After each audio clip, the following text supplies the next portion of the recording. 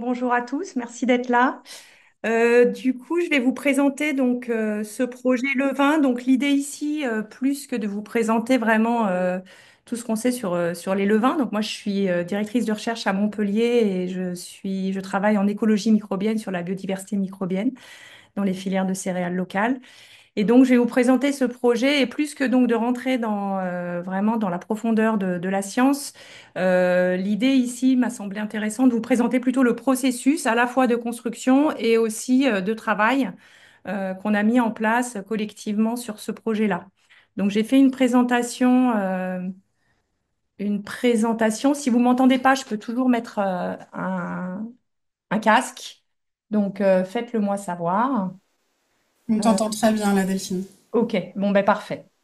Donc là, c'est déjà juste des belles photos de pain parce que le projet Levain, c'est un projet sur le pain. Et donc, avant de démarrer proprement parler sur le projet, je vais juste vous donner quelques petites informations sur le pain dont vous allez avoir besoin à minima, on va dire, pour comprendre ce projet. Et juste, je me permets, Delphine, en fait, là, on voit Ouais. ton mode présentateur. Ah, ok. Alors, je vais peut-être me mettre comme ça là, et vous allez me dire si c'est mieux. C'est mieux comme ça? Ben non, c'est toujours le mode Sinon, tu peux présentateur. cliquer sur basculer entre les affichages en haut de ton Voilà, écran. Ouais. ok. Ça va mieux là? Voilà, parfait. Parfait. Merci, Chloé. Nickel. Donc du coup, brièvement, il y a deux façons de faire du pain levé.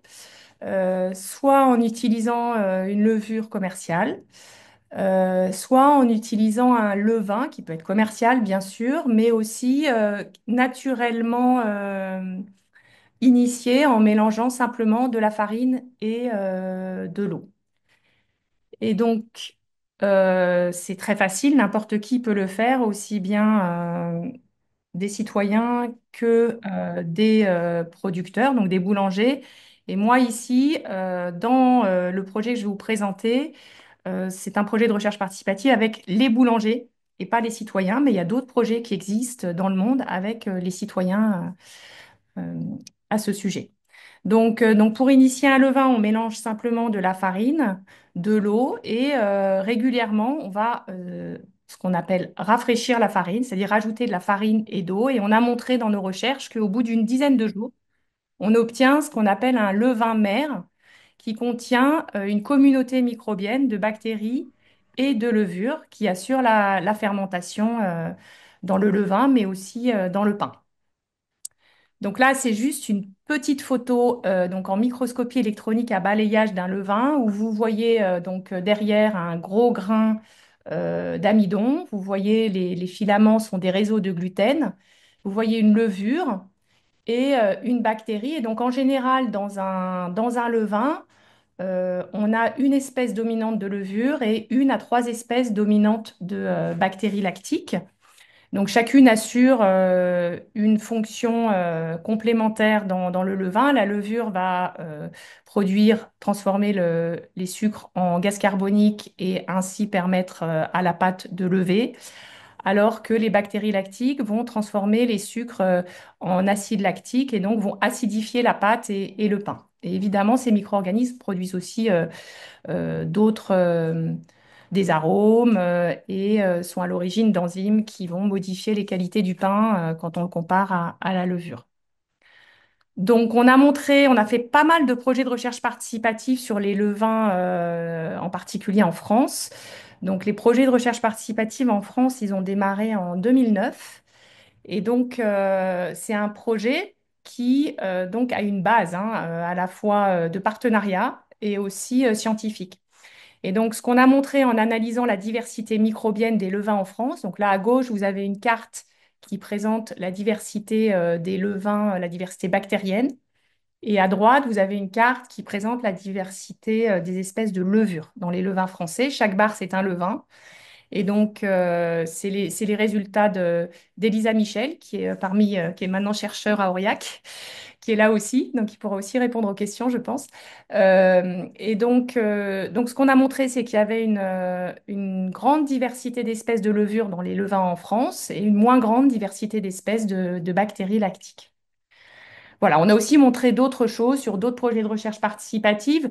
Euh, la seule chose dont je vais vous parler aujourd'hui, c'est ce résultat-là, parce qu'on en a besoin pour comprendre le nouveau projet de recherche participative. On a cherché à comprendre d'où venait cette diversité microbienne, et on a montré en fait que les bactéries et les levures des levains ne venaient pas de la farine, mais qu'en revanche, ils étaient spécifiques d'un fournil, qu'on les trouvait sur les mains des boulangers, sur les ustensiles des boulangers, sur les tables des boulangers, et qui dépendaient aussi des pratiques boulangères.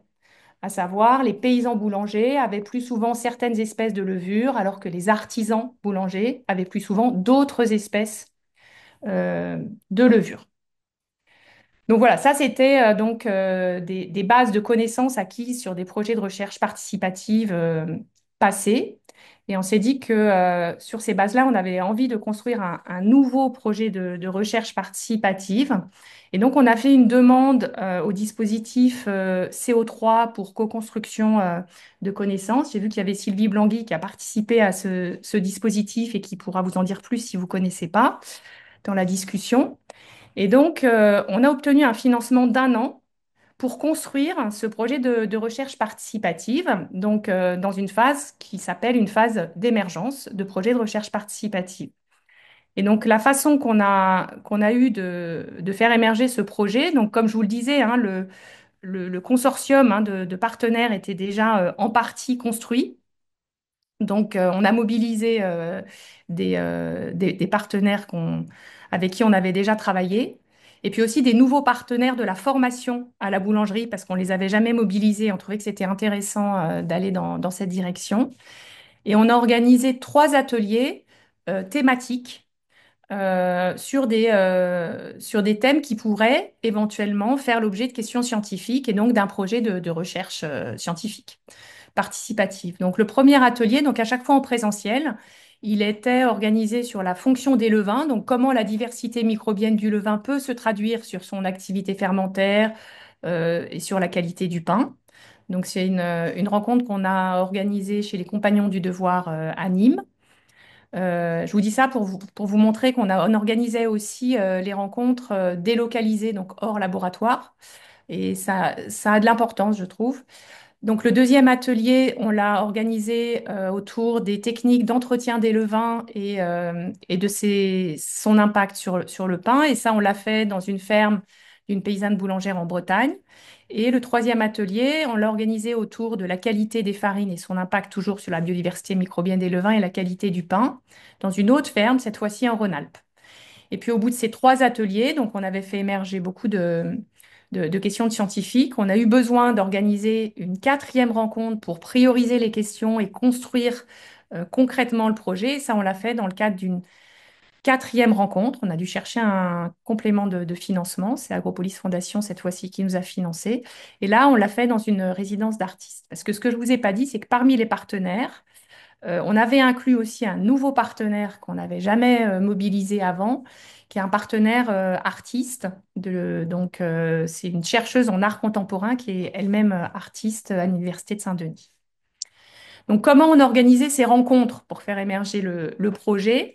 Alors, en fait, on les a organisées à chaque fois un petit peu sous le même format, j'ai envie de dire, qui sont illustrés ici par ces photos. Donc, dans chaque rencontre qui durait un week-end, le week-end, parce que le week-end, bah, tout le monde est disponible, à la fois un boulanger, un artiste, un scientifique, et aussi le week-end, parce que du coup, tout le monde a la même implication, c'est-à-dire qu'il faut prendre sur sa vie privée. Euh, mais bon, tout le monde le fait, ça crée une certaine équité, on va dire, dans les rapports. Et donc, chaque week-end, on avait des temps d'atelier pour faire émerger des questions. C'est ce qui est illustré en haut à gauche par des post-it. Donc, au total, sur les 3 week-ends, il y a 150 questions qui ont émergé, scientifiques. Ensuite, on mettait en place une expérimentation au fournil. Donc, c'est la photo en haut à droite chez les compagnons, pour répondre à une question.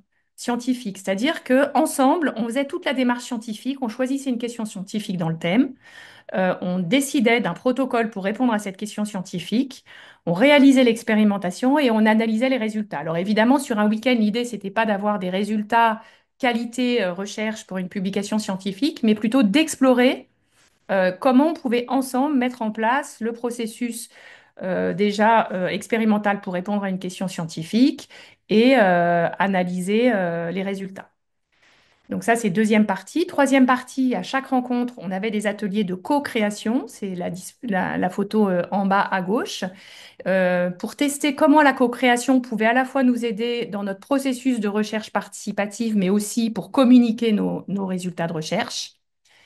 Et enfin, on a fait des ateliers autour du commun, comment on voulait travailler ensemble, avec quelle précaution, avec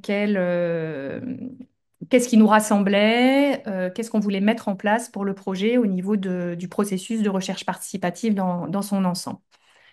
Et donc, à la suite donc, de ces rencontres qui sont denses mais très riches, on voit vraiment le collectif se construire au fur et à mesure des heures, j'ai envie de dire, de la rencontre. On a construit un projet de recherche participative, mais avant de rentrer dans ce projet de recherche participative, je vous ai juste mis ici un lien qui retrace finalement, qui est un beau témoin, on va dire, de ce processus-là d'émergence et que vous pouvez trouver, c'est un podcast qu'on a fait qui s'appelle Élever un levain, donc le lien est en bas de la diapositive. Et puis à droite, je vous ai montré aussi un sac à farine donc, on a créé au troisième atelier et qui visait justement à témoigner de notre processus de recherche. Vous avez ici donc une analyse multivariée qu'on a fait sur les pains qu'on avait réalisés avec différentes farines et puis qui a été fait aussi sur la base de l'atelier artistique qu'on avait fait pendant cette rencontre. Voilà. Donc, je vous invite à y aller si ça vous intéresse plus. C'est assez intéressant de l'écouter, je trouve, en tout cas, c'est un beau témoin de cette phase d'émergence. Voilà. Et donc, on est arrivé après ces un an de travail à un projet de recherche participative qu'on a soumis toujours au dispositif de co-construction de connaissances CO3, cette fois-ci pour un projet qu'on appelle Consolidé sur 3 ans. Et donc, on a appelé Levain, diversité, typicité et terroir, accroître les savoirs et accompagner l'évolution des pratiques boulangères au levain. Donc, c'est un projet qui a démarré l'année dernière en 2024 et qui va se finir en 2027. Donc, les partenaires de ce projet sont listés ici. Juste pour vous dire, donc il y a des associations, association de producteurs bio, le Biocivam de l'Aude, association paysanne Triptolem, des UMR, donc l'UMR, des UMR agroécologie, microbiologie, technologie des céréales, donc le département d'art contemporain, Cali Sud, et puis donc 2 écoles, Compagnons du Devoir et École internationale de la boulangerie. Donc, à ces partenaires, évidemment, s'ajoute tout un réseau de paysans boulangers dont on avait la connaissance de par l'histoire de nos projets de recherche participative, mais aussi qui s'est construit au fur et à mesure. Et il y a encore des nouveaux boulangers, boulangères, formateurs en boulangerie qui s'associent à notre projet à l'heure actuelle. Donc, à l'heure actuelle, on est 80 personnes à participer à ce projet et ça croît encore. Donc, l'objectif de ce projet, il s'ancrait dans un contexte plus général qui était euh, d'abord de conserver la biodiversité et de faire avancer les concepts une seule santé, du sol à l'assiette, on va dire d'utiliser le pain comme un objet politique et écologique. Donc on avait cette envie collective d'assumer que notre projet aurait une dimension militante d'un point de vue en tout cas écologique et que à l'heure actuelle, même en tant que scientifique, c'était primordial d'avoir une implication politique voilà, dans un projet de recherche participative. Et puis aussi, évidemment, d'innover et développer les formations à la boulangerie au levain. Donc, on a organisé ce projet autour de 4 axes. Donc ça, c'est le flyer du projet qu'on a réalisé suite à la première rencontre de lancement de projet et qui présente les trois axes. Donc un premier axe qu'on a appelé microbiologie des fournils, qui vise à comprendre les flux microbiens, donc très scientifique, qui vise à comprendre quels sont les flux microbiens entre le fournil et l'environnement local du fournil, c'est-à-dire le sol, les aérosols, les forêts qui entourent les fournils quand il s'agit des fournils en milieu rural. Donc ça, c'est le premier axe de travail. Le deuxième axe de travail, c'était réfléchir à la notion de terroir et typicité des pins collectivement. Le troisième axe de travail, c'était de réaliser, construire un réseau de passeurs, c'est-à-dire de formateurs à la boulangerie au levain, et qui pourraient échanger à la fois leurs pratiques, leur pédagogie, mais aussi ce qui pourrait permettre de développer les formations à la boulangerie au levain, voire même de faire du lobbying hein, auprès du ministère pour développer, mettre plus de boulangeries au levain, par exemple, dans les CAP qui n'en ont pas. Et enfin, un quatrième axe qui vise à réfléchir comment on peut construire ensemble, à la fois la recherche participative, mais aussi communiquer nos travaux à l'extérieur. Voilà, donc brièvement, je vais vous présenter où on en est sur chacun de ces axes, mais évidemment très brièvement, hein, mais c'est pour vous témoigner encore de comment on avance. Donc, je vous disais, l'axe 1, c'est l'axe le plus scientifique. Ce on l'appelle microbiote maintenant. Donc, c'est l'étude de la diversité et des flux microbiens dans l'environnement local des boulangeries au levain. Donc, la première étape, donc ça, c'est le calendrier. Hein. Pour chaque axe, évidemment, on a un calendrier. C'est un projet construit de façon assez traditionnelle de ce point de vue-là, hein, comme n'importe quel projet. On a prévu ensemble de faire une cartographie des environnements qui entourent les fournils, une cartographie des pratiques boulangères dans les fournils, et ce pour 30 fournils répartis dans trois régions en France, Grand Ouest, Occitanie, Aura. Et pour cela, donc, on a dès le départ choisi donc d'ancrer notre projet dans ces trois régions et on a prévu, budgétisé trois animateurs sur ces trois régions. Donc il y a un animateur recherche participative en Bretagne, en Rhône-Alpes et en Occitanie. Donc, euh, donc voilà, ça c'est la première étape, cartographie, identification, cartographie des environnements et pratiques. Deuxième étape, c'était bah, évidemment collecter et analyser la diversité microbienne des levains, des sols, des échantillons des litières, des échantillons d'écorce autour des fournils. Et puis cette année, on fera, donc ça c'est ce qu'on a fait l'année dernière, et cette année, on va faire les aérosols. Et puis la dernière année, bah, c'est partager les résultats et les communiquer. Donc voilà où on en est. Ça, c'est l'ensemble des fournils qui sont expérimentateurs et qui participent au projet de recherche participative, donc localisé sur les trois régions, avec quelques outsiders, voilà, qui sont souvent des boulangers avec qui on travaillait depuis très très longtemps et qui sont aussi très impliqués dans d'autres parties du projet. Donc vous avez ici un témoin de travail en atelier sur les cartographies, avec à la fois comme base bah, des cartes IGN, mais aussi il y a des cartographies plus sensibles hein, qui ont été faites. Je ne vous ai pas mis ici d'illustration, mais on a eu des magnifiques aquarelles, par exemple, pour illustrer de l'entour des fournils. Et puis, on a réalisé une enquête sur les pratiques boulangères et aussi une enquête qui demandait des informations sur l'environnement du fournil, hein, sur, euh, sur Google, enfin voilà, mais aussi en format papier, parce que certains paysans boulangers et boulangères n'utilisent pas le numérique. Donc ça, c'est quelque chose aussi à prendre en compte dans la recherche participative, qui n'est pas toujours très simple. Euh, Et enfin, évidemment, on a réalisé des kits de collecte. Donc, la collecte des échantillons s'est faite en autonomie par les boulangers et les boulangères. C'est quelque chose qui a été décidé collectivement. Le protocole, en fait, de collecte d'échantillons a été réfléchi ensemble.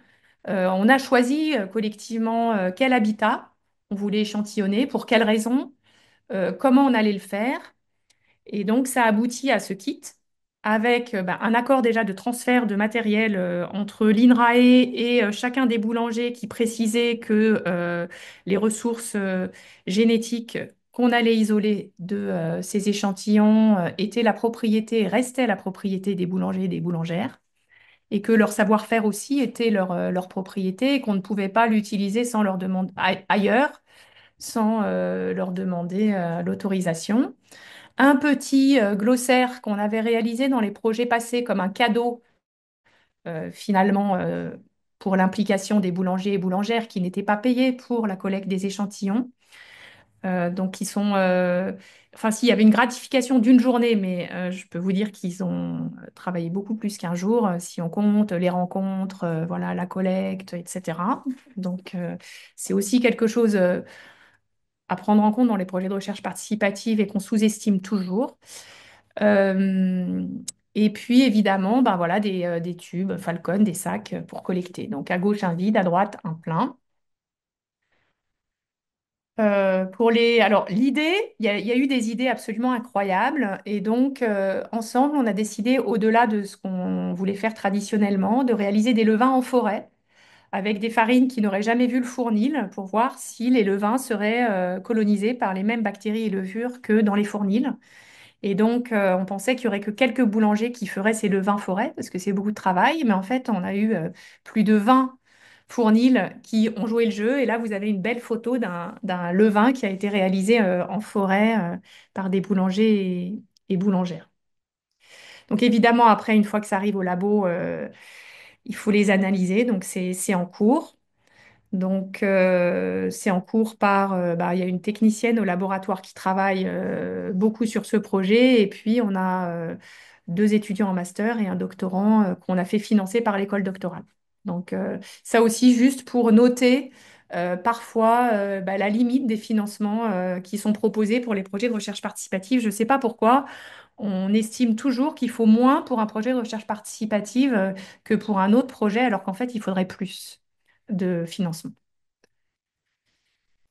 Donc pour l'axe 2 maintenant, terroir, donc c'est un axe qui était un peu flou au départ et qu'on s'est dit qu'on allait co-construire ensemble à travers plusieurs actions. Une première qui se ferait tout au long du projet qui visait à enregistrer des paroles ouvertes et faire des podcasts sur qu'est-ce que c'est que... Peut-on parler d'un terroir des pins? Est-ce qu'il faut parler d'un terroir des pins? Est-ce que c'est intéressant de parler d'un terroir des pins?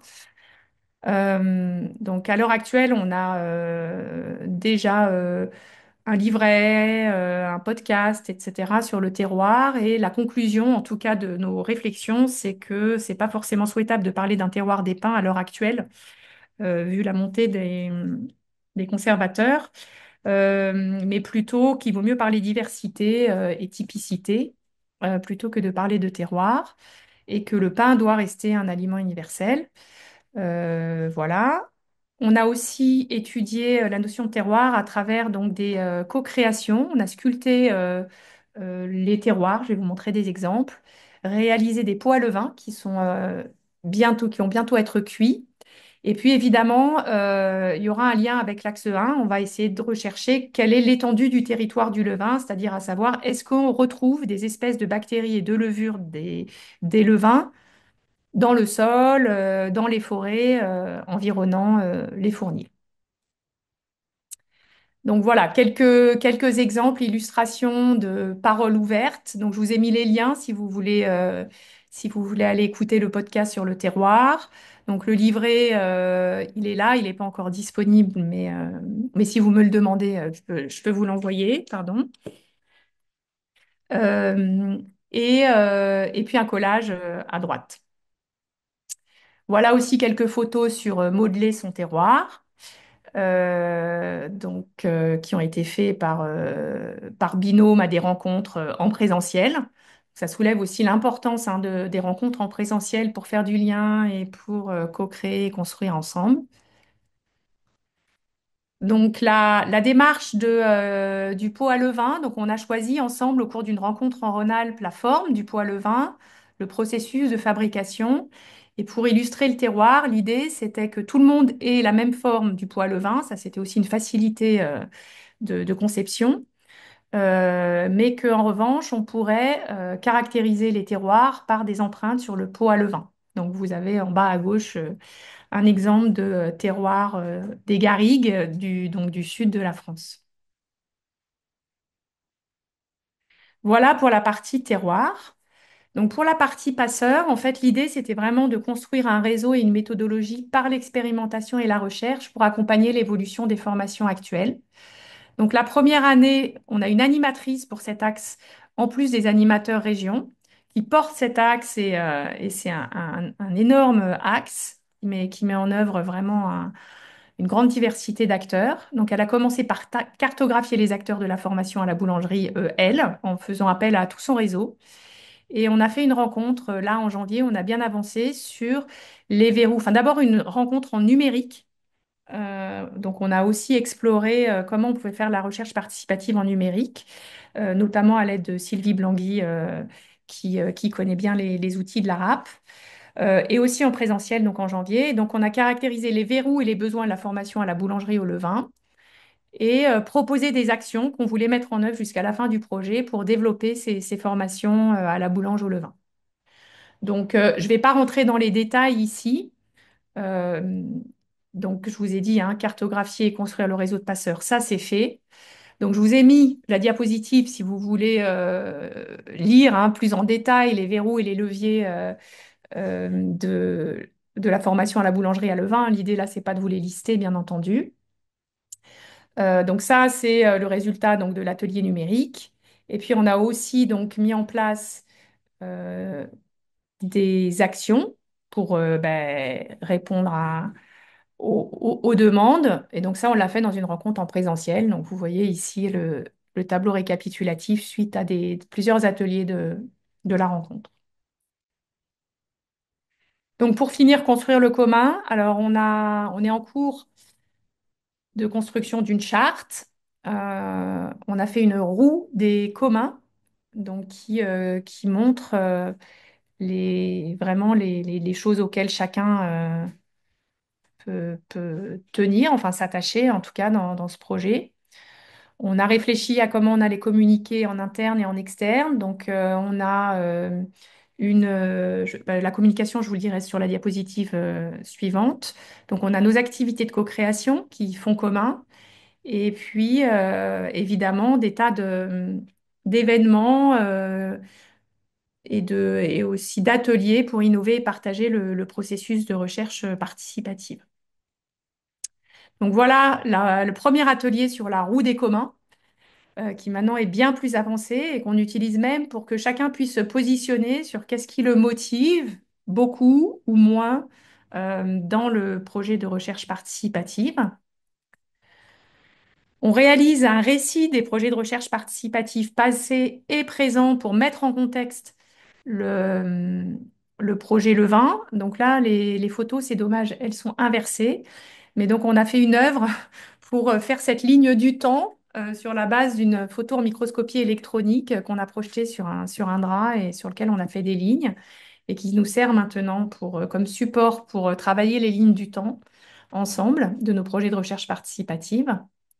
Et au niveau communication, on a choisi ces différents modes de communication. Donc, on a une rencontre nationale une fois par an, une rencontre régionale par région et par an, des cafés levain mensuels ouverts à tous, une mailing list pour pouvoir communiquer entre nous, des newsletters trimestriels, des groupes WhatsApp pour Occitanie et Aura qui marchent plus ou moins bien, on pourra en parler, et des événements large public, mais qui sont plutôt à venir, puisque là, on est en démarrage de projet.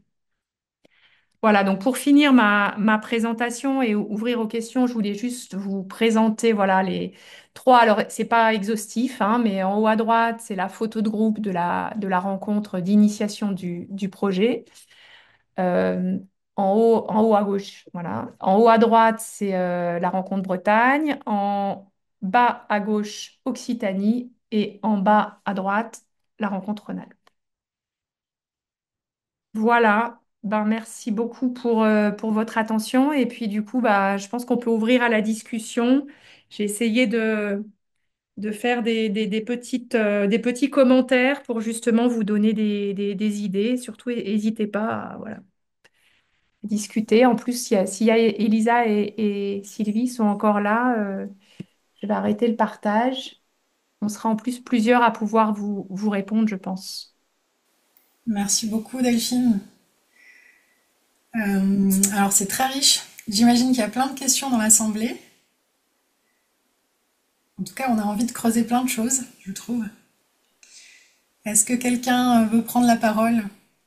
Vous pouvez, enfin, soit prendre la parole, soit écrire dans le chat.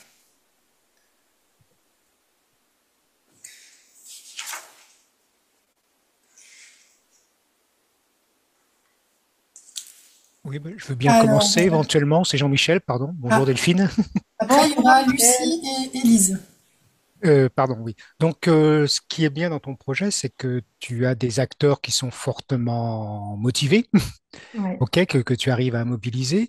Et est-ce que tu penses que comment on fait quand on doit travailler plutôt avec des industriels ou voilà, les paysans boulangers sont dans une dynamique déjà de recherche et d'amélioration de pratiques, etc. Est-ce qu'on arrive à faire, selon toi, est-ce que c'est possible de faire ce type de projet vraiment participatif, hein, avec des structures plus grosses, quoi, voilà. C'est un peu un élément de réflexion que j'ai en ce moment et je voudrais partager, voilà. Alors, pour moi, il y a deux éléments un petit peu dans ta question. Alors, il y a les Pardon. industriels, donc ça, c'est Ok. la recherche partenariale pour moi, et c'est plus compliqué de Pardon. faire de ce qu'on appelle, enfin, de la recherche participative, dans le sens où souvent un industriel a intérêt derrière à breveter ou à protéger hein, les résultats de ses recherches. Donc, pour moi, c'est la recherche partenariale et moins participative, dans le sens où voilà, les intérêts sont financiers aussi derrière. Euh, donc, c'est pas dans le même cadre, on va dire, de travail. Et donc, c'est plutôt bah, voilà, l'accord de consortium initial et partage. Et par contre, par rapport à des structures plus grosses, c'est sûr que c'est plus compliqué. Je pense qu'en fait, il faut, quand les structures sont plus grosses, il faut avoir quelques éléments moteurs qui sont mobilisés. Tu vois, par Mhm. exemple, les compagnons du devoir, c'est énorme. Et en fait, nous, on dit ils sont partenaires, bien sûr qu'ils sont partenaires, mais en fait, on interagit qu'avec quelques-uns d'entre eux, qui sont spécifiques. Voilà. Mais par contre, ils sont ils sont, comment dire, relais. C'est-à-dire que c'est eux qui vont aller derrière, en parler à toute leur structure, mettre un article dans le journal des compagnons, donc faire du lien avec vraiment l'ensemble finalement du groupe, quoi. En fait, je pense que tout le monde ne participe pas, mais il suffit de quelques-uns, quoi. J'ai envie de dire, qui soient relais. Merci. Lucie? Ah, Delphine. euh, Ah non, il y avait une autre Lucie qui voulait intervenir. non, non, c'est bon, je croyais qu'on t'entendait pas, mais on t'entend très Ah, bien, ok. pardon. J'ai eu un doute. Du coup, moi, c'était pour revenir sur la dimension artistique dans le projet qui est très présente dans les différentes étapes. Et, et moi, que j'ai peu l'habitude de mobiliser, mais voilà, enfin, que j'envisage pour certaines actions. Et du coup, je voulais ton regard sur ce que ça avait pu apporter. Je vois bien dans les réunions de rencontres de construction ce que ça a pu apporter pour un peu avoir des idées qui sortent du cadre, amener de la cohésion, etc. Je l'ai par contre moins bien compris sur d'autres étapes du projet, donc peut-être avec enfin, voilà, ton regard là-dessus sur ce que ça a pu apporter. Par exemple, donc d'un point de vue scientifique, ce que j'ai trouvé intéressant, c'est typiquement le levain forêt en fait. Donc le levain forêt, c'est une idée qui a émergé en fait suite à des discussions autour d'un jury de thèse, donc très très scientifique. Mais quand j'en ai parlé à une rencontre, en fait, il y a une partie des boulangers et boulangères qui étaient intéressés par le levain forêt d'un point de vue artistique. En fait, ça les motivait, non pas pour la science, mais parce qu'en fait, ils avaient envie de faire une performance autour de ce levain forêt. On a entendu parler danse, photo, etc. Et du coup, ça permet de faire d'un objet plusieurs choses, à la fois une co-création et à la fois de mobiliser du coup plus d'acteurs, on va dire, pour faire scientifiquement des levains forêt. Ce qui, moi, m'intéresse évidemment, puisque ça me permet de répondre à des questions de domestication, de flux, etc. Donc je pense que ça permet justement de mobiliser, ouais, de motiver, d'avoir une double motivation et du coup de capter plus de monde. Pareil sur du coup, j'imagine juste la ligne de temps que vous avez dessinée. Enfin, Voilà. parce qu'on pourrait se demander pourquoi ne pas avoir un outil quand même classique. Et Mais en du fait, coup, on a commencé classique, c'est-à-dire qu'en fait, ok. la ligne du temps, on a commencé à la faire en outil rap avec un scotch sur le sol, où en fait, chaque personne, c'était au départ à la première rencontre du projet Levin, chaque personne est venue dire à quel moment il était rentré dans les projets de recherche participative sur les Levins depuis 2009, parce que certains étaient là depuis 2009 et d'autres venaient d'arriver. Et qu'est-ce qui l'avait marqué dans sa participation. Et comme ça permettait aussi de faire l'histoire au démarrage du projet des projets passés. Donc ça avait un double objectif, quoi. Et donc, on a fait cette ligne du temps et ensuite, on a voulu en témoigner sur un compte-rendu en faisant des photos. On s'est rendu compte que c'était très, très dur, en fait, à capter, au-delà du moment de l'atelier. Et donc là, Marie Preston, donc l'artiste, m'a dit, bah, j'essaierai de faire un montage photo et tout. Et puis après, en fait, on s'est dit, mais non, pourquoi pas réexplorer artistiquement pour en faire aussi un outil artistique. Et c'est là aussi où, effectivement, ça a émergé. Et comme l'idée, c'est d'en faire un livre, ça a aussi cet intérêt de communication. C'est pareil pour le levain forêt. C'est-à-dire que derrière, quand on va aller communiquer la diversité microbienne des levins forêts, on n'aura pas seulement des résultats scientifiques, mais aussi des belles images ou autre chose, quoi. Tu vois? Donc, en ce sens. Et puis, pour la notion de terroir, en fait, c'est assez intéressant parce que ça déplace. Et puis, dernière chose aussi, je trouve, par rapport au commun, la co-création, mais tu l'as dit un peu, hein, c'est que finalement, on est tous un peu artistes, mais en dehors de Marie, personne l'est vraiment. Donc on est à même distance. Quand il s'agit de travailler la terre, bon, t'en as quelques-uns qui sont céramistes aussi, voilà, parce qu'ils font ça chez eux en loisir, mais pas beaucoup. Du coup, ça met tout le monde à égale distance d'un objet et ça crée quand même du coup derrière un certain équilibre aussi pour les autres choses. Parce qu'on sait que ben, on peut partager des savoirs, voilà, qu'il n'y a pas d'hégémonie des savoirs, etc. Merci. Il y a une question d'Élise et ensuite ce sera Florence. Merci beaucoup. J'ai trouvé ça vraiment passionnant et très inspirant. Moi, je suis chercheuse au CNRS et je travaille sur l'histoire de la gestion des microbes plutôt laitiers, donc pas les microbes du pain. Mais j'ai vu plein de parallèles du coup entre ce que j'observe sur le microbe du lait et ce que vous nous racontez ici. Et j'avais deux questions, donc s'il n'y a pas le temps pour les deux, je vous laisse choisir celle que vous préférez.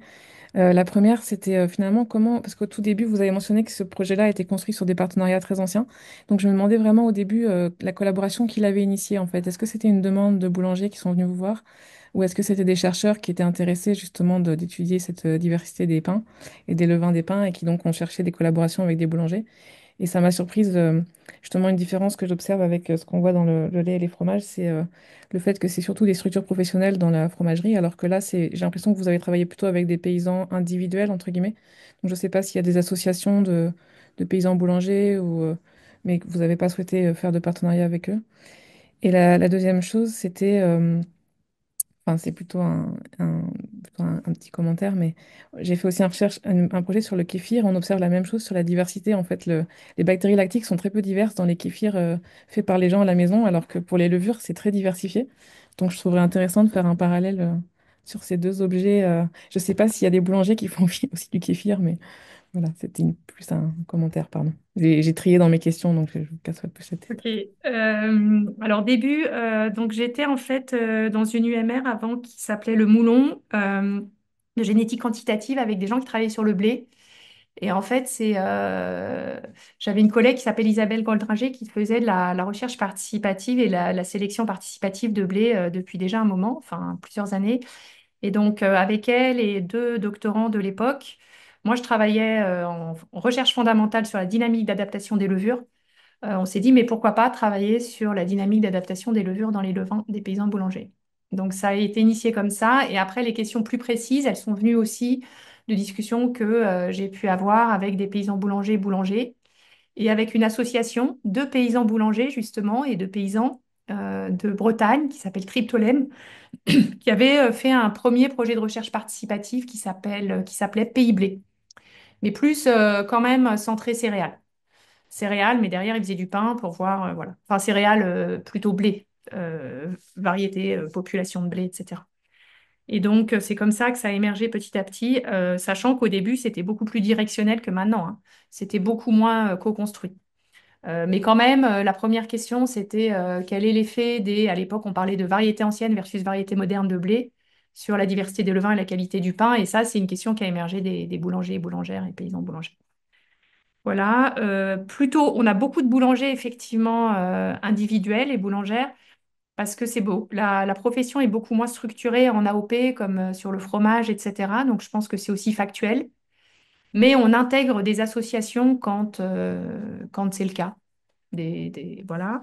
Notamment, il y a des boulangers qui ensuite participent au niveau individuel, mais en fait, qui rejoignent le réseau via une RDR, ou, par exemple, ou un Biocibam, ou tout ça. Et par rapport au kéfir, en fait, il y a une grosse étude sur les levains domestiques de panification qui montre en fait que dans les levains domestiques de panification, la diversité des espèces de bactéries lactiques est assez élevée, beaucoup plus que dans les levains des boulangers. Donc, je pense que c'est pas forcément général. Je te l'envoie si tu veux. C'est Landy Settal, la ref. Je te la mets. Merci, merci. Florence. Et après, il y aura Anne aussi. Salut Delphine, ben moi je suis Salut. je voulais te poser une question. Donc moi je me rappelle les premières réunions à la ferme du Moulon. J'ai plusieurs ouais, c'est bluffant l'évolution. En fait, je suis bluffée par l'évolution sur la maturation de l'activité de recherche participative. Une question que je voulais te poser, c'est par rapport au tout premier qui était dans l'aventure sur l'ANR Bakri, par exemple, des paysans boulangers, est-ce que tu les as tous enfin, est-ce qu'ils ont tous re-signé entre guillemets ou est-ce qu'ils sont tous partie prenante de ce projet-là? Et l'autre question que je voulais te poser, moi si j'ai bien compris, ce projet-là, ça a été en deux temps. Une première étape de construction du collectif et puis après l'étape plus le projet Levain pour répondre aux questions de recherche que vous aviez construit collectivement. Est-ce que tu penses que tu aurais pu le faire d'emblée si tu n'avais pas eu ces 10, 15, 20 années de pratique de recherche participative avant? Parce que voilà, l'intégration de l'art, enfin, tout ça, je me dis, on peut pas arriver comme ça d'emblée à un projet tel que celui que tu viens de montrer si t'as pas mûri beaucoup, beaucoup, beaucoup avant, toi, mais aussi les gens qui ont participé, les paysans boulangers, est-ce qu'ils n'ont pas mûri aussi de leur côté par rapport à leurs attentes, par rapport, etc.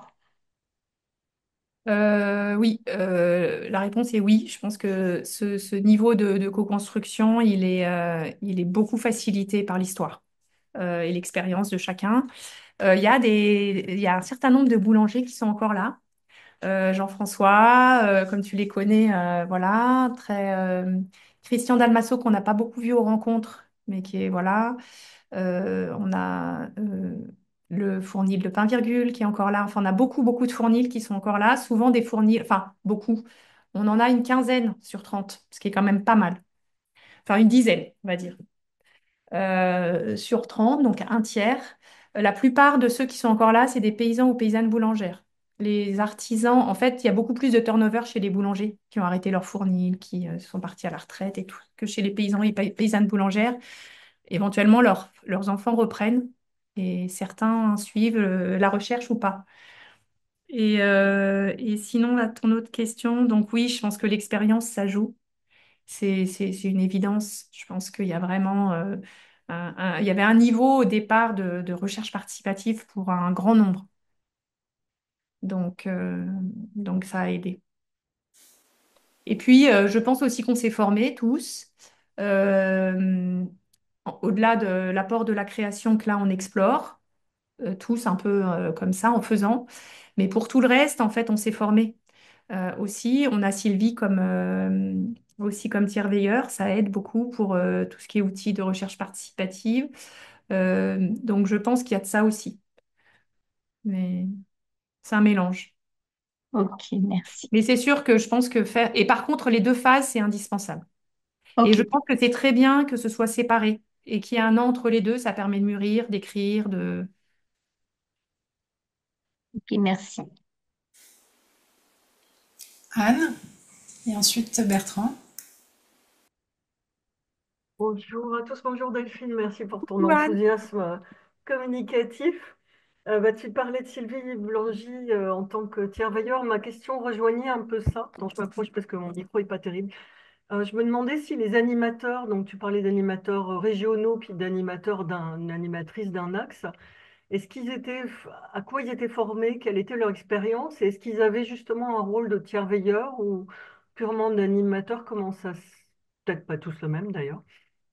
Alors, ils ont vraiment un rôle d'animateur. Et alors, donc, Camille, la responsable de l'Axe, elle est formée par une thèse en recherche participative. Lauriane, l'animatrice Rhône-Alpes, thèse en recherche participative.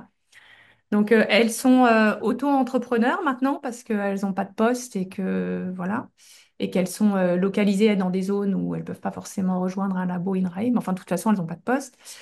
L'animatrice Bretagne, en fait, elle, c'est la responsable d'une asso de paysans boulangers depuis 20 ans. Donc, elle anime des formations. Enfin, voilà, c'est son métier d'animer. Et elle fait la recherche participative depuis 2009 avec Pays Blé, le premier projet. Donc, elle est dans les projets de recherche participative depuis toujours. Et Axel, l'animateur Occitanie, lui, il est recruté au Biocivam. Donc, c'est un vrai animateur et il fait le lien justement avec toutes les associations d'agriculteurs bio, quoi. D'accord. Donc des gens d'expérience. Voilà. Mais donc, il a des qualités d'animateur. Donc, pour moi, après, Sylvie peut peut-être compléter, c'est vraiment des animateurs. Ils n'ont pas du tout le rôle de tiers-veilleur. Mhm. Plutôt, ils ont des rôles de gouvernance. Ça permet de faire plus de gouvernance. On avait une réunion hier de gouvernance partagée. On n'en est pas encore vraiment là, mais en tout cas, ça permet de faire une équipe de porteurs. C'est-à-dire qu'on est vraiment une équipe, voilà, les 4 animateurs plus moi. Axel, il est aussi co-porteur du projet. Ok. Plus le tiers veilleur, vraiment voilà, à avoir des réunions régulières. Là-dessus. Voilà. Et ils sont demandeurs. Par exemple, Camille et Lauriane sont très demandeuses de techniques de recherche participative. Donc, elles sont demandeuses à Sylvie pour apprendre voilà, Ok. les procédures, tu vois.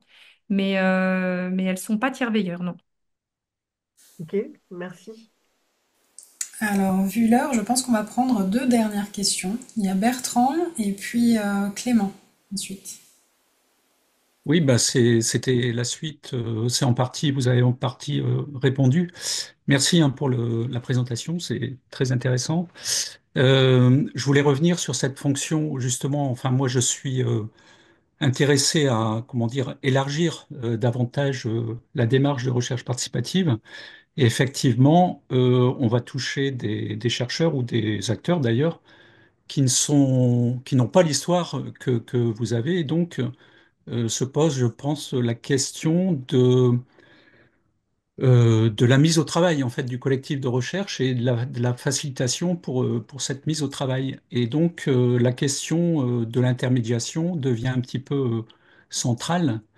En fait, j'aurais voulu savoir quelle est la différence entre, pour vous, animateur, tiers veilleur et puis un tiers qui pourrait apporter aussi de l'ingénierie en termes de recherche participative.